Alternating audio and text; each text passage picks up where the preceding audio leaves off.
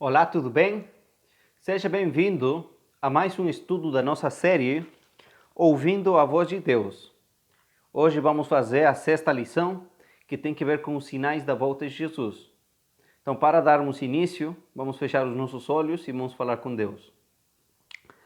Querido Deus, querido Pai, nesse momento, mais uma vez, vamos estudar a Tua Palavra e o tema que vamos estudar agora tem que ver com os sinais da vinda de Cristo Jesus. Por favor, nos dê sabedoria e discernimento para entender a Tua Palavra. Em nome de Jesus oramos. Amém. Muito bem, eu convido que você abra a sua Bíblia no livro de Mateus, capítulo 24. Evangelho de Mateus, capítulo 24. Vamos ler o versículo 3. Mateus 24, versículo 3. Diz assim: Estando assentado Jesus no Monte das Oliveiras, chegaram-se a ele os seus discípulos, e em particular lhe disseram: Disse-nos, Senhor, quando serão essas coisas, e que sinal haverá da tua vinda e do fim do mundo? Então, enquanto Jesus estava sentado no Monte das Oliveiras, os discípulos lhe perguntaram: Senhor, quando será o fim do mundo e quais serão os sinais da tua vinda?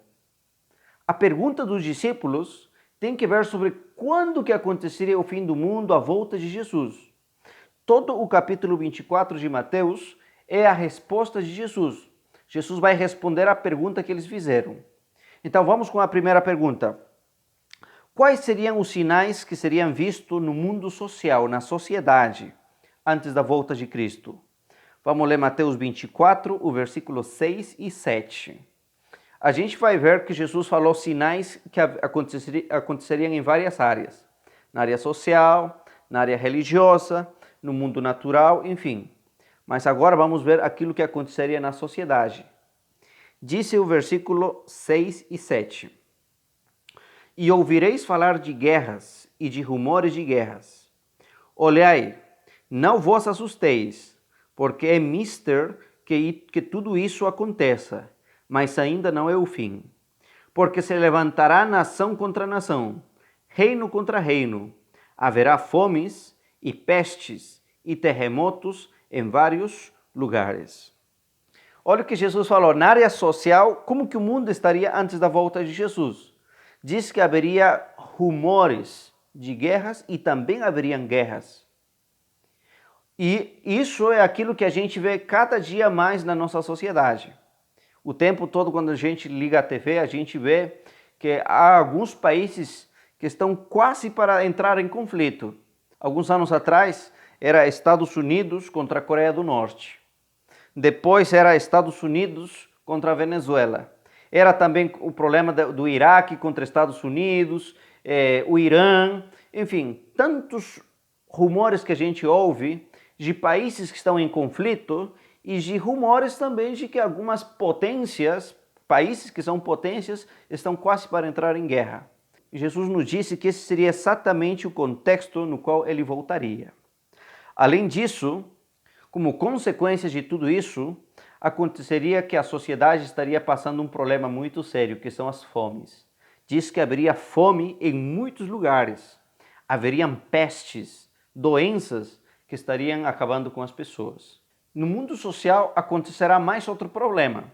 Abra sua Bíblia comigo no livro de 2 de Timóteo, capítulo 3, versículo 1 ao 4. Disse assim: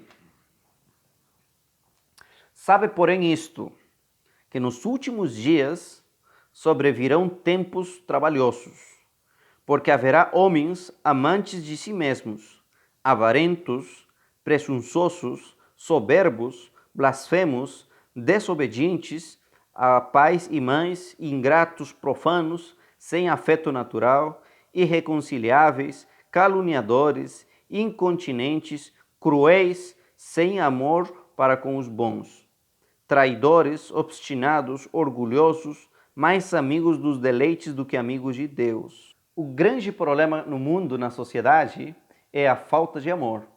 As pessoas só estão fazendo aquilo que é errado.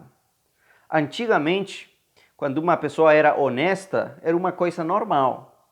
Hoje, alguém ser honesto é muito difícil. A pessoa vira notícia e, por outro lado, as pessoas começam a zombar e criticar, porque não é comum ver uma pessoa sendo honesta. Essa é a sociedade na qual estamos vivendo. Vamos ver agora os sinais em outra área. Quais grandes sinais no mundo natural indicam a proximidade da volta de Jesus? Vamos ler Mateus capítulo 24, o versículo 29. Agora vamos falar da natureza. Disse assim, capítulo 24, versículo 29. E logo depois da aflição daqueles dias, o sol se escurecerá, a lua não dará a sua luz, e as estrelas cairão do céu, e as potências do céu serão abaladas. 3 sinais importantes que acontecem com o sol, a lua e as estrelas. Diz que o sol se escureceria, a lua não daria a sua luz e as estrelas do céu cairiam. Quando isso acontecesse, as pessoas saberiam que estamos entrando no tempo do fim. E esses sinais a gente não aguarda mais, porque são sinais que já aconteceram. No dia 19 de maio de 1780, foi nessa época que o sol se escureceu. As pessoas estavam fazendo as suas atividades. Era um dia qualquer, mas de um momento ao outro tudo ficou totalmente escuro. As pessoas não conseguiam se enxergar umas às outras. Os cachorros latiam como se fosse a noite. As pessoas estavam desesperadas. As pessoas pensaram que nunca mais viriam a luz do sol. Era um evento que ninguém esperava. Era um acontecimento histórico. Foi nessa época também que de um momento a outro, a lua, que tem esse brilho maravilhoso, ficou coberta de vermelho como se fosse que estivesse coberta de sangue. Esses sinais aconteceram. E no ano de 1833, no dia 13 de novembro, aconteceram as quedas das estrelas. Em muitos lugares do mundo, muitas estrelas caíram, destruíram lugares, mas isso também foi cumprimento daquilo que Jesus já tinha determinado. Sinais que nos mostravam que Jesus está voltando. Amém? Agora vamos falar um pouquinho, também dentro da área da natureza, um problema muito sério que a gente vê que acontece há muito tempo, com relação aos terremotos. Em Mateus capítulo 24, o versículo 7, na última parte, disse que aconteceriam terremotos em vários lugares. Só que terremotos sempre houve, mas nunca na quantidade de terremotos que acontece agora. Eu estou colocando aqui para vocês uma tabela onde você vê, por exemplo, como que foi a quantidade de terremotos que se registraram desde o primeiro século até agora. Veja a magnitude. Tudo isso nos mostra que Jesus está voltando. Agora vamos para a nossa terceira pergunta. Que sinais seriam vistos no mundo religioso antes da volta de Cristo? Vamos ler Mateus capítulo 24, o versículo 24. Diz assim: porque surgirão falsos cristos, falsos profetas, que farão grandes sinais e prodígios, que, se for possível, enganariam até os escolhidos. Olha o que Jesus está falando. Inclusive no versículo 4, quando Jesus começa a falar os sinais, Jesus disse, olha, acautelai-vos que ninguém vos engane, porque antes da volta de Cristo Jesus, o que mais haveria nesse mundo seria o engano. E o engano vem agora na área religiosa. Disse que surgiriam falsos cristos, falsos profetas, que fariam sinais, prodígios, milagres, cura, libertação, expulsariam demônios, fariam muitas coisas. Mas todos eles disseram que seriam apenas sinais de falsos profetas e falsos cristos. E é o que mais a gente vê. Hoje você liga a TV, na maioria dos canais que fala sobre alguma igreja ou que está falando sobre Deus, qual é o tema principal? São duas coisas, milagres ou prosperidade. O tempo todo você vê as pessoas curando, expulsando demônios, fazendo isso, fazendo aquilo. E as pessoas, às vezes, quando veem isso, pensam, né? Tudo isso vem de Deus. Mas temos que ter muito cuidado. A gente tem que confiar na palavra, não nos sinais, nos milagres. Por isso Jesus falou, olha, vão surgir falsos profetas, vão surgir falsos cristos. Tenham muito cuidado, acautelai-vos. Tá? Conheça muito bem a Bíblia, porque até os escolhidos, eles vão estar em perigo de serem enganados. A nossa única segurança está no que a palavra de Deus fala. Agora, eu queria falar mais um detalhe com relação a isso. Por que ou qual é a motivação desses falsos profetas, esses falsos cristos, ao pregarem a Bíblia? Por que tem tantos falsos profetas? Por que tem muitos falsos cristos? A resposta está em 2 de Pedro, capítulo 2. 2 de Pedro, capítulo 2, vamos ler o versículo 1 até o 3. E disse assim, e também houve entre o povo falsos profetas, como entre vós haverá também falsos doutores, que introduzirão abertamente heresias de perdição e negarão o Senhor que os resgatou, trazendo sobre si mesmos repentina perdição. Muitos seguirão as suas dissoluções, pelos quais será blasfemado o caminho da verdade. E por avareza, o que é avareza? Amor ao dinheiro. Por avareza farão de vós negócio com palavras fingidas, sobre os quais já de largo tempo não será tardia a sentença, e a sua perdição não dormita. Olha o que está falando aqui. No passado teve falsos profetas e disse também haverão falsos profetas que vão introduzir abertamente na igreja falsos ensinamentos, heresias. E por que essas pessoas fazem tudo isso? Disse bem claro no versículo 3, por avareza, amor ao dinheiro. Disse, farão de vós quem? Da igreja. Farão de vós, da igreja, negócio. E hoje em dia é aquilo que a gente vê. Hoje em dia a igreja se tornou um negócio. Tem muita gente que pensa e diz, olha, tá difícil a situação, como que fazemos para ganhar dinheiro? E tem gente que diz, olha, o mais fácil, o que dá um bom negócio é criar uma igreja. Vamos montar uma igreja. E aí começa a surgir uma igreja tal, começa a surgir outra igreja por aqui. Passa um tempinho, essa igreja se divide, nascem outras e vai se multiplicando. Por que existem milhares de igrejas e tem só uma Bíblia? O fundo de tudo, disse aqui, a palavra de Deus diz que é a avareza. As pessoas fazem comércio com a palavra de Deus, usam a igreja para ser um negócio. Hoje em dia você encontra na internet até uma caneta abençoada. Você compra, negócio. Tem igrejas que você vai lá, tem que pagar para ouvir a mensagem. Tem que estar comprando uma toalhinha, tem que estar comprando uma canetinha, alguma coisa. Comércio. E Jesus falou, é exatamente isso que vai estar acontecendo no tempo do fim. Haverá esse comércio, as pessoas serão enganadas por meio de sinais e prodígios. Por isso devemos ter muito cuidado. Não porque, eu gosto desse lugar aqui que tem isso, aquilo, ou fulano tal que prega bonito. Não, não é isso que tem que nos chamar a atenção. O que deve nos chamar a atenção é a palavra de Deus. Vamos para a pergunta número 4. Qual é o sinal mais importante que foi mencionado por Cristo? Além de tudo aquilo que a gente falou, tem outro sinal importante.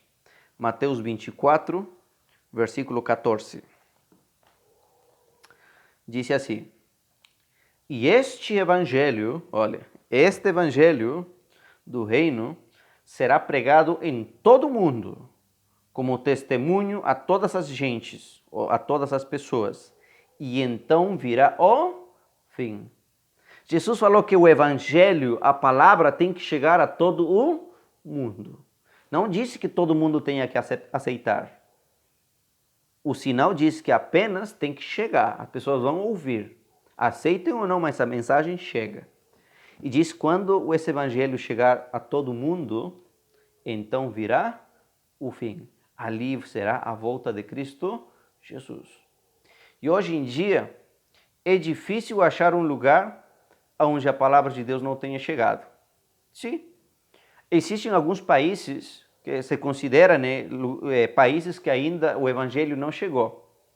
Mas a gente não sabe, na verdade, como Deus já tem trabalhado. Porque na época que a gente vive, através da TV, através da internet, a mensagem de Deus tem chegado a lugares que a gente nem imagina. E continua sendo pregado. Tá? Mas hoje em dia a maioria das pessoas já ouviu a palavra de Deus. Todo mundo tem facilidade de ter a Bíblia. Esse era um sinal muito importante. Vamos para a próxima pergunta, número 5. Como diferenciar a pregação dos falsos profetas da mensagem do verdadeiro evangelho? Essa pergunta é muito boa. Tá? Se tem os falsos profetas pregando uma falsa mensagem, como diferenciar do verdadeiro evangelho? Tá? Porque onde tem falso, tem o quê? Tem verdadeiro. Se tem uma nota de $20 que é falsa, é porque também tem uma nota de $20 que é verdadeiro. Então vamos ver como reconhecer qual é o verdadeiro evangelho. Vamos abrir as nossas Bíblias em 1 de João capítulo 4. Primeira epístola de João, o capítulo 4, vamos ler o verso 1. E diz assim: Amados, não creiais em todo espírito, mas provai se os espíritos são de Deus, porque já tem muitos falsos profetas que se têm levantado no mundo. Disse aqui, olha, não acredite em todo espírito, em toda mensagem que é falada. Não acredite em todo sermão que você ouve. Disse, você tem que provar se realmente isso está de acordo com a palavra de Deus. Se está de acordo com aquilo que Deus falou, porque se levantaram muitos falsos profetas, falsos pastores no mundo. Você que está me ouvindo aí, não acredite naquilo que eu te falo, acredite naquilo que está na Bíblia. Se tem alguma coisa que eu estou lhe falando e não está aqui na Bíblia, não acredite. Acredite no que está na Bíblia. Então não é porque você vai numa igreja, não é porque alguém pregou, falou, usou a Bíblia, que agora isso é de Deus. Não. Você tem que provar se realmente isso vem de Deus ou não. Se alguém falou alguma coisa, mas não está na Bíblia, não é de Deus, não acredite. Tudo tem que estar fundamentado na Bíblia. Lembra do nosso primeiro estudo? Conhecereis a verdade, e a verdade vos libertará. Essa é a única fonte da verdade. Amém? Vamos ler outro verso.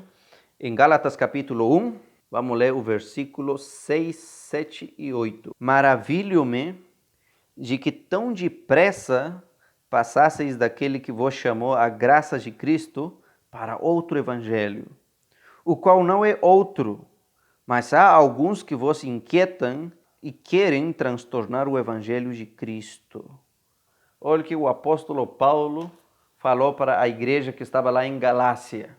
Ele disse, olha, falando aqui, me maravilho, fico surpreso que muitos de vocês abandonaram o verdadeiro evangelho de Cristo fundamentado na palavra e passaram para outro evangelho.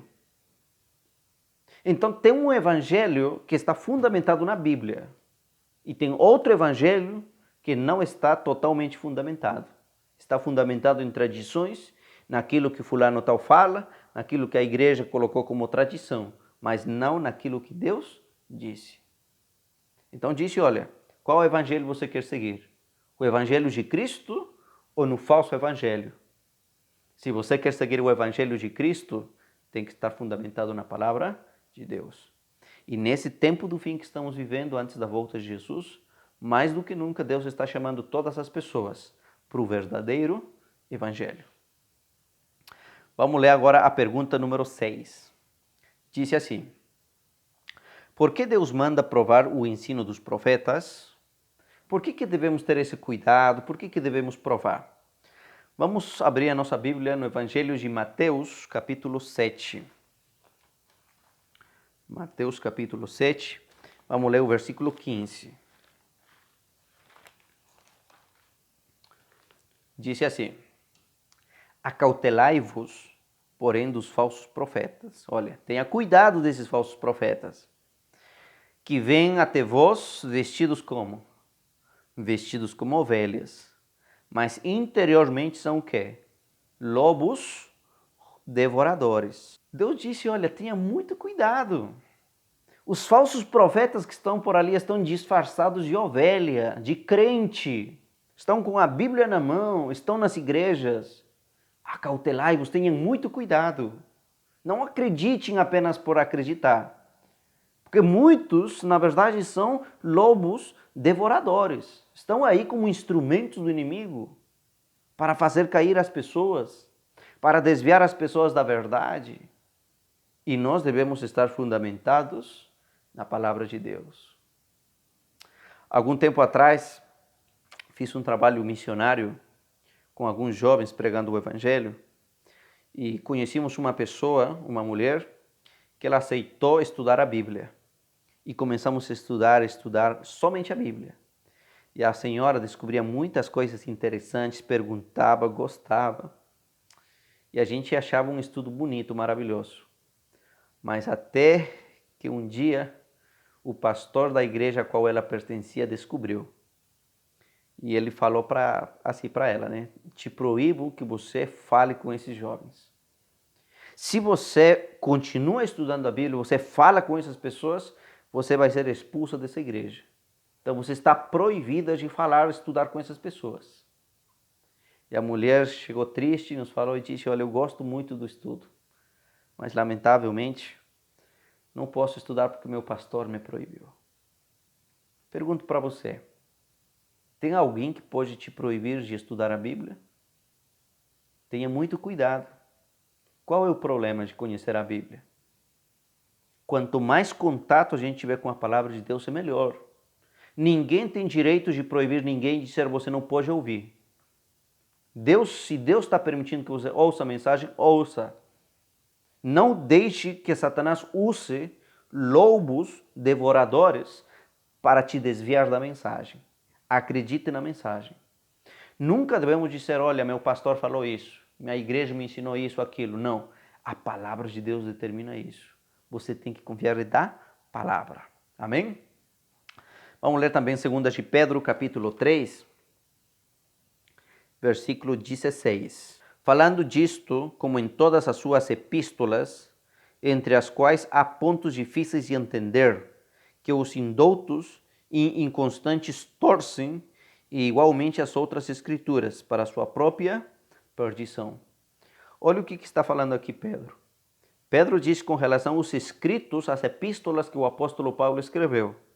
E disse, tem muitas coisas que Paulo escreveu nas suas epístolas que são difíceis de entender.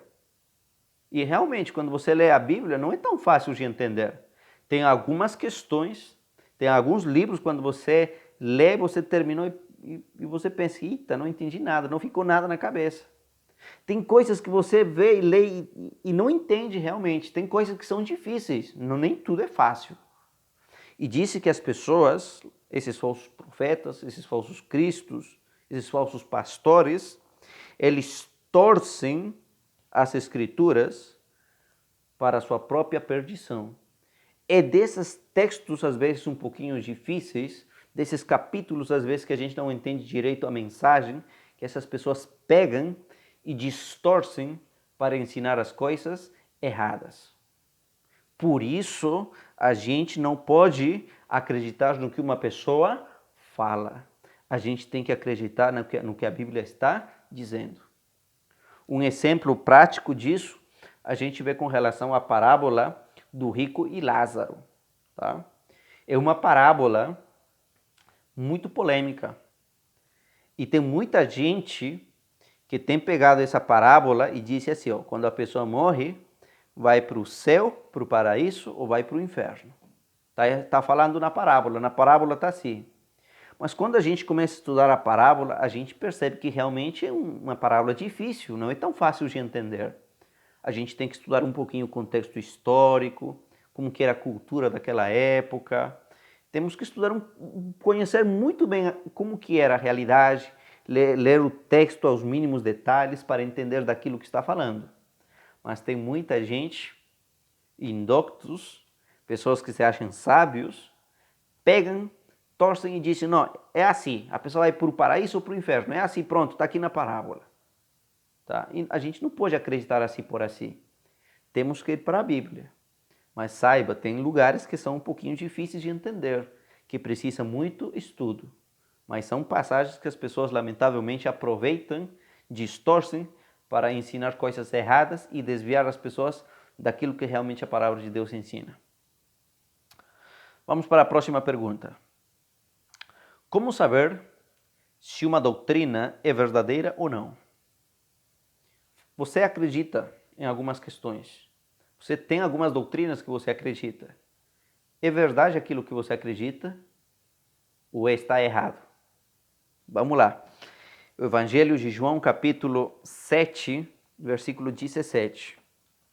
Se alguém quiser fazer a vontade dele, pela mesma doutrina, conhecerá se ela é de Deus ou se eu falo de mim mesmo. Como saber se um ensinamento ou uma doutrina é verdadeira? Disse tem que estar de acordo com aquilo que Deus falou. Se está de acordo com aquilo que Deus falou, essa é a doutrina verdadeira. Se está contra aquilo que Deus falou, não está de acordo com a Bíblia, então é um ensinamento que o ser humano falou, não Deus. Tá? Então a doutrina tem que estar fundamentada na Bíblia. Vamos ler outra passagem da Bíblia, aqui em Lucas capítulo 24. Aqui fala de uma história onde haviam dois discípulos, seguidores de Jesus na verdade, que estavam caminhando de Jerusalém para Emaús. E eles estavam tristes porque Jesus ele tinha morrido.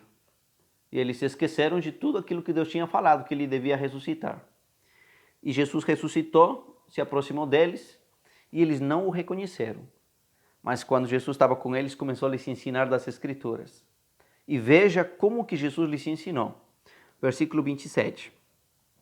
E começando por Moisés e por todos os profetas, explicava-lhes o que dele se achava em todas as Escrituras. Então Jesus ensinou aqueles dois seguidores qual era a verdadeira doutrina, qual era o verdadeiro ensinamento. E disse, começando com Moisés. Os 5 primeiros livros da Bíblia, o Pentateuco, são os livros que Moisés escreveu. Então se lhe chama os escritos de Moisés ou o Pentateuco. Então quando disse aqui começando por Moisés, quer dizer começou pelos escritos de Moisés, começou do princípio, pelo livro de Gênesis. E disse foi até os profetas. Os profetas são os outros livros do Antigo Testamento. Então começou de um princípio. Jesus foi lhes ensinando pouco a pouco, até que finalmente eles entenderam o que as Escrituras falavam. É assim que a gente tem que estudar, meus irmãos. Uma doutrina, o ensinamento, não deve estar fundamentado apenas em um livro, apenas em um capítulo. A gente tem que ler desde o princípio e tudo tem que estar em harmonia. A Bíblia jamais se contradiz. A Bíblia harmoniza todos os ensinamentos. Então, como saber se uma doutrina é verdadeira ou não? Tem que estar fundamentada na Bíblia. E para entender isso, a gente tem que estudar desde o princípio. O que realmente Deus está falando. Amém? A próxima pergunta diz assim.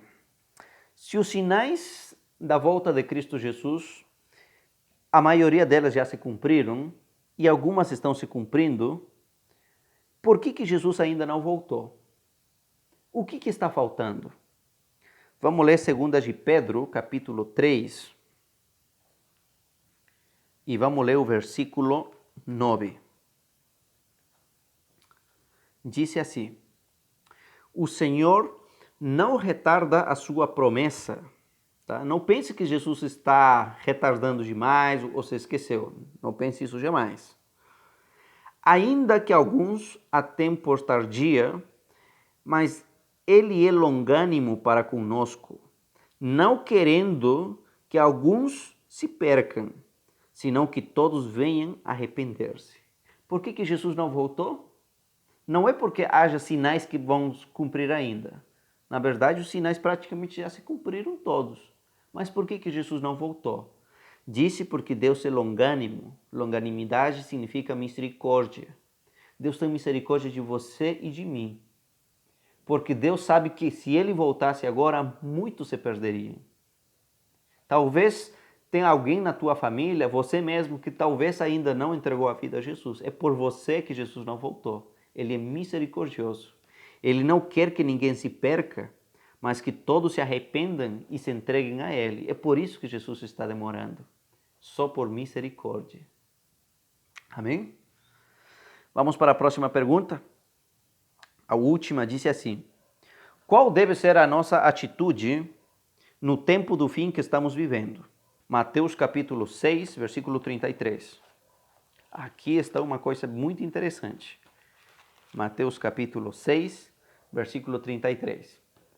Disse assim: mas buscai primeiro o reino de Deus e a sua justiça, e todas as demais coisas vos serão acrescentadas. Qual deve ser a nossa atitude para nós que estamos vivendo no tempo do fim, para nós que estamos vivendo já nos umbrais da volta de Cristo Jesus? Qual deve ser a nossa atitude? Devemos estar buscando em primeiro lugar o reino de Deus. E eu parabenizo você que está ouvindo essa mensagem, porque se você está ouvindo é porque você está priorizando o reino de Deus. Você podia estar fazendo muitas coisas, podia estar assistindo qualquer outro programa, mas você separou um tempo para ouvir a palavra de Deus. Então devemos procurar esse reino em primeiro lugar, cada dia. Amém? Que Deus possa te abençoar. Então, de acordo com aquilo que a gente viu, Jesus está chegando. Você gostaria de se preparar para aquele dia? Gostaria mesmo? Eu queria terminar contando uma história que li em um livro chamado Sinais de Esperança. Foi um livro que foi publicado há mais ou menos uns 10 anos atrás. E esse livro conta uma história muito interessante. Essa história está no último capítulo daquele livro. A história fala sobre a família do autor desse livro. Ele disse que eram aproximadamente aí uns 5, 6 irmãos, tá? Todos filhos de um casal, né? E eles moravam aí em casa, tudo tranquilo, mas o pai, ele precisava trabalhar. E ele trabalhava nas montanhas, na exploração do minério, tá? Na mineração. E ele trabalhava na montanha, na mineração. E o trabalho, o formato que ele trabalhava era assim. Ele trabalhava 20 dias e pegava 10 dias de folga. Então sempre os filhos sabiam o dia que o pai chegava. Mas quando o pai estava em casa, ele era um pai muito preocupado. Ele falava para todos os filhos: olha, você tem que fazer isso, tua tarefa é isso, sua obrigação é isso, aquilo. Cada um tinha a sua obrigação. E o pai ia trabalhar. Quando terminava uns 20 dias, ele voltava. E disse que quando ele chegava em casa, ele se surpreendia, porque tudo estava em ordem. As louças lavadas, a casa limpa, a cama dos filhos tudo arrumado, os cadernos, a mochila no lugar certo, os filhos limpos, tomados banhos, estudando, e aquele pai sentia orgulho dos filhos. Ele falava: esses meus filhos aqui são os melhores. Olha que orgulho que eu tenho dos meus filhos. E às vezes algum dos meninos aí preparava até uma limonada para o pai, colocava uma bacia com água para o pai colocar os pés. Ele era muito bem tratado e o pai se sentia muito orgulhoso. E disse uma vez, ele ficou em casa e depois ele tinha que novamente ir trabalhar. Ele se despediu dos filhos e foi. Ele devia trabalhar 20 dias, mas quando estava na metade da jornada, aconteceu um acidente lá no trabalho e cancelaram todos os trabalhos, assim que as pessoas deviam voltar para suas casas até que esse problema se consertasse, que teve um acidente lá. Então aquele homem teve que voltar para sua casa, de surpresa. Diz que quando ele chegou, achou a porta da casa aberta, foi lá na cozinha, viu que na pia estava cheio de louça suja, cheio de mosca andando por aí. Viu aí os livros jogados no chão. A casa estava tudo bagunçada. Foi para o quarto dos meninos, tudo desarrumado. A cama tudo jogado por ali. Meia jogado por ali. Livro jogado no chão. E aquele pai se sentiu muito frustrado. Aquele dia ele descobriu que os filhos que ele pensava que eram filhos bons, na verdade, não eram. Eles eram muito espertos. Somente quando sabiam que o pai estava chegando, somente ali que eles começavam a arrumar. Mas depois que o pai ia embora, novamente continuava todo o mesmo problema. E, inclusive, o dia que o pai chegou, os filhos nem estavam ali. Estava todo mundo lá na rua, jogando bola. Te pergunto, se Jesus voltasse hoje, como que encontraria seus filhos? Aliás, como é que Jesus te encontraria? Encontraria tudo em ordem na sua vida? Jesus sentiria orgulho de você? Jesus diria para você, bora para o céu, você está pronto. Será que isso Jesus descobriria? Como que Jesus encontraria a nossa família, os nossos seres queridos? Será que todos estão com a vida arrumada? Que todo mundo está tudo certinho? Ou será que às vezes temos a nossa vida que está assim em pecado? Estamos vivendo, fazendo aquilo que é errado? Será que ainda falta alguma coisa que precisa ser consertada? Eu tenho uma boa notícia para você. Jesus ainda não chegou, mas Ele vai chegar. Enquanto Ele não chega, ainda há tempo para você e eu arrumar a nossa vida, nos prepararmos. Não temos tempo para perder. Você gostaria de pedir para que Jesus te ajudasse, te desse essa força, essa coragem de você preparar a sua vida, arrumar aquilo que precisa arrumar e entregar a sua vida a Jesus? E quando Jesus voltasse, que você esteja pronto? Você gostaria? Que bênção! Então vamos orar para que isso se faça uma realidade. Feche seus olhos, oremos. Querido Deus, querido Pai, sabemos que o grande dia da volta de Jesus está chegando. Por favor, que todos nós estejamos preparados. Não permita, Senhor, que nada e ninguém nos faça desistir do caminho que o Senhor colocou para nós. Nos ajude, Senhor, a sermos fiéis até o fim. Não nos deixar enganar por nada daquilo que o inimigo está colocando no nosso caminho. Que sejamos vitoriosos. Em nome de Cristo Jesus oramos. Amém. Muito obrigado, que Deus te abençoe. Até o nosso próximo estudo. Que Deus te abençoe.